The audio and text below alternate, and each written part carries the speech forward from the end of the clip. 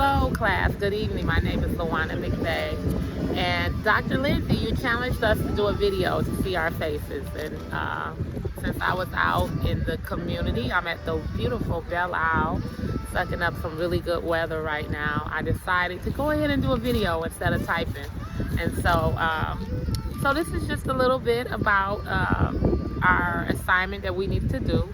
And we were told to reflect on the pandemic and to see how integration was in action. Now that we are thinking more as an interdisciplinarian, we should be looking at the different disciplines in action. And so here it goes. It's kind of ironic that we are talking about the pandemic because I really struggled during the pandemic because I am an extrovert. I am a social butterfly. And so being in the house or being confined in the home, that was a lot, not knowing what was going to happen, when it was going to happen. And then also being an educator, that was major. I remember it just like it was yesterday, coming to work and was told, hey guys, make sure you take all your stuff home today. Make sure you have your computers and this. And then I remember seeing it on the news later on that evening, not knowing that we were going to be off work for not off work, but not in the building for over a year. But, we were told to take our computers and everything home. And I remember later on that evening, it said on the news that we would be out of school. We left March the 13th. And they said we weren't going to be going back to work until the end of April. And then, of course, you guys know we never came back. So, as I saw it as an educator, I'm reading from my little notes. One major issue that I witnessed firsthand was students and online learning, to shift to online learning, considering that our students, I should say a lot of our kids, tend to use technology for recreation. It's very rare that they use it for education in the proper manner. They are educated, but it's not going with things that goes with real education, with learning, math. It's more so about TikTok and Facebook and social media. And so, having kids to get on, like they have to get online now and learn virtually, that was a very difficult task. So I witnessed it firsthand. The first hand was the shift to online learning. On the surface, it sounded really simple, like, everybody knows how to use a computer. You just log in and you just learn. But many of our students, it wasn't a reality to use a computer to actually learn. One of the things that I noticed is that some students didn't have laptops, they didn't have Wi-Fi. Some students, their home life was not conducive for learning. The setting was not conducive for learning. Some was dealing with stress, some was dealing with grief. A lot of kids come to school and it's an escape from their reality. And so to really just to stare at a computer every day, all day, was kind of a bit overwhelming for them. And as a parent and as an educator, it was very heartbreaking to see students struggle with that. So, when we talk about the solution for the interdisciplinary, what all worked together, what were the disciplines? This is what I realized as I began to really think and reflect on the pandemic and what was happening in education. I always like to talk about things that I can relate to. That was so the different disciplines that was in play was one, education. Teachers and school staff, support staff we were forced to figure out how to teach online, how to check on students' well-being through a screen, and how to keep them connected emotionally and as well as academically. That was very difficult. that was very, very difficult. One, you had to get them to actually sign in, and you guys would be amazed, you know, how many first grade dropouts it was, or second grade, or third grade, fifth grade. And people say, why do you call them dropouts? I said, because if, you know, their attendance was strictly based on them signing in. And so a lot of kids did not sign in, you know, and you know, parents trusted their children, even high schoolers. I work in high school, so parents trusted their children to actually get online and do the work, or to get online and, you know, and make sure that they were being active. And unfortunately, a lot of them wasn't. Some parents were at work. Some parents still had to work. Being an educator, I was at home with my son, and actually, here it is. My son is, my youngest son is very similar to me, which he's very social. And a lot of times, a lot of times, when he was in his, I think he was in 7th grade at the time, you know, prior to 7th grade, he would always have this, they call it moral focus. He always got low scores in moral focus, which is kind of like citizenship, because he talked too much. And so I can remember there was a lot of conversation going into his 7th grade year about, you know, just him talking. He was not a behavior issue as far as fighting or anything like that. He was just too social. Well, prior to the pandemic, he always scored very, very low in that grade, in that, you know, moral focus. But during the pandemic, he became the scholar student. He was the student that the teachers loved. You know, when they had the virtual parent-teacher conference, or when I saw his grades shot up, right? And I said, you know, why do you guys think his grade is, you know, because he used to get scored really bad. Well, because now the teachers needed him to be social. So here he is, he's virtually learning, but he's being active, because the reality is that, you know, yeah, you may look at a screen and you may see 6 or 7 or 30 students looking at you, but really you're all in 30 different places. And so, you know, to have someone who is constantly interacting with you, not just having a screen on, but actually interacting, that was a plus. So as a parent standpoint, I'm telling you, like, that's one of the disciplines that I've seen in action, was the education component. You were able to see how students actually learn, and some students actually learn in being active, not just, you know what I'm saying, where you're sitting there talking to them, but where they're free to be active and engaged with you. The other discipline that was in action was technology. The technology component. Making sure that students had, you know, Wi-Fi and, you know, computers.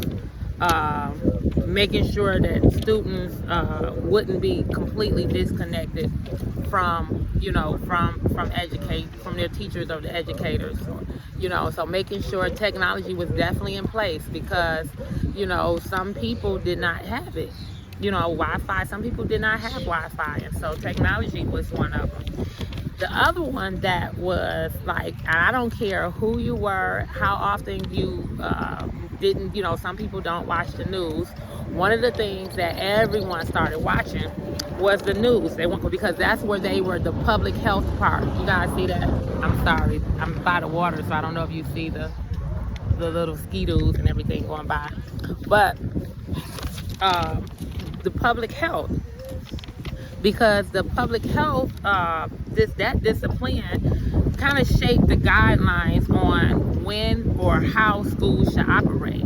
You know, should they open up? Should they not open up? And how many students were in the class, should be in the classroom? How far students should be apart from each other?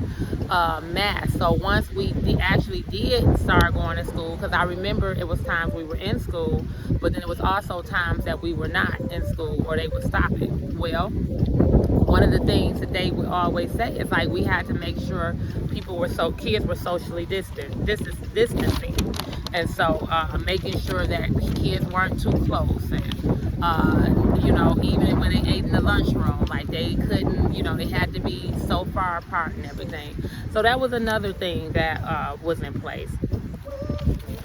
Another discipline that I thought was a part was when we think about the social work and community services. Social workers, or that the community service had to be a part of it, because we had to figure out how to help families survive during that pandemic. You could get food delivered. They were delivering food. Now if you go to Kroger's, any pretty much grocery store now deliver food. And so you had to, they had places that delivered food. They offered counseling. It was a lot of places. Even with my job, I remember that it was, a lot of health insurances. All of a sudden they start offering free counseling, where it was not a part of your, your normal benefits where it would cost you. It was a free counseling that you were able to get. And as well as we had to figure out how to make sure that families that were still keeping up, and not necessarily struggling, because some kids, they truly use school as a way of escape. Some parents, they budget in when they buy their groceries. They budget in, okay, my kid is at school on, Monday through Friday from 8 to, 3:30. So they'll have a breakfast and a lunch there. So all I have to kind of get is make sure I have food for the weekend or the afternoons. And so making sure that families had, adequate enough food and everything, that was another part. So that's where your community services and social work came in. How I feel, or what I learned from it, is that someone who has always believed, I believe in education. I had to adjust my mindset. A personal experience of mine is, like I say, I'm a social butterfly, and learning how to just, okay, you're at home every day, all day. And so I remember there was a birthday. My son had a birthday, and he was turning 13. And so I had our family to do a ride by, just to say happy birthday to him. And in that, one of my neighbors, guy who kind of had a lot of life, struggles or whatever, had mentioned that it was his birthday. And his birthday was going to be the next day. And I told him, like, hey, for your birthday, like, I don't have much to give, but I could cook you a meal if you want something to eat.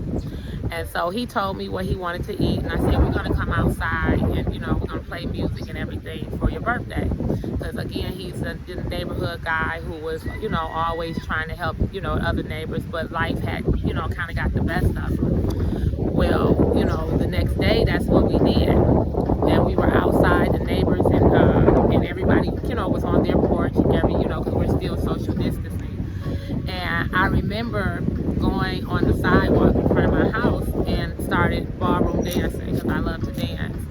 And I invited my neighbors to come out and dance in front of their houses.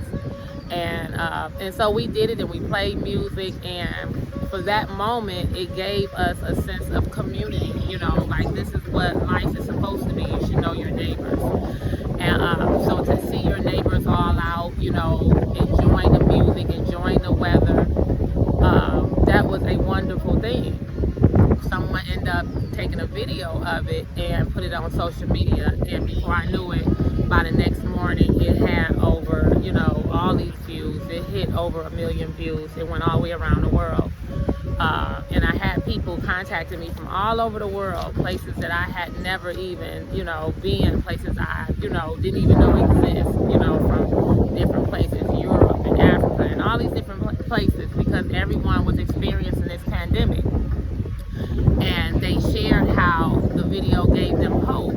It gave them something to do. Like, well, yeah, we can't go out, we can't go do this, we may not be able to go to our local parks, and we can't go visit family, families, but we still have our neighbors. We still have, you know what I'm saying, our community. And so, you know, let's use this time to build up our communities. And so I kind of started a Love Thy Neighbor challenge. So during the pandemic, and here's another thing, that guy that I said about his birthday, that man passed away like 2 years later. Yeah, I don't even know if it was 2 years later. And so that right there was just a blessing to give him a birthday. That would have been his last birthday before he passed away. So just in saying all of that, during the pandemic, you know, you had different disciplines that was in action, that it took all of them, everything, to come together to get people through it, you know, and people are still struggling through it. There are a lot of things that came out the pandemic. You know, a lot of people started working from home, you know, but before that, companies didn't even think about letting people work from home, but they realized, like, a lot of these jobs can be done from home. So there were some good things that came out the pandemic. Unfortunately, we lost a lot of good people. But there was some, you know, it was some good things that came out. So thinking as an interdisciplinarian, everything must work together. You have to look at it from different views. And just looking at it from the education standpoint, now a part of our curriculum is online. Kids must know how to, you know, learn from the computer, and so much of the curriculum has to be on the computer, because that was one thing that we learned, is that kids did not know how to learn, you know, virtually. And now look at me, I'm taking a class and it's virtual. So thank you guys. I hope I didn't talk too long, but I just wanted to give you guys some good information. And you know, we're out in this beautiful weather, and so I'm thinking as an interdisciplinarian, I have some homework. It's a great day for a picnic, as well as some nice entertainment. So I gave you guys two things. So you guys have a wonderful day.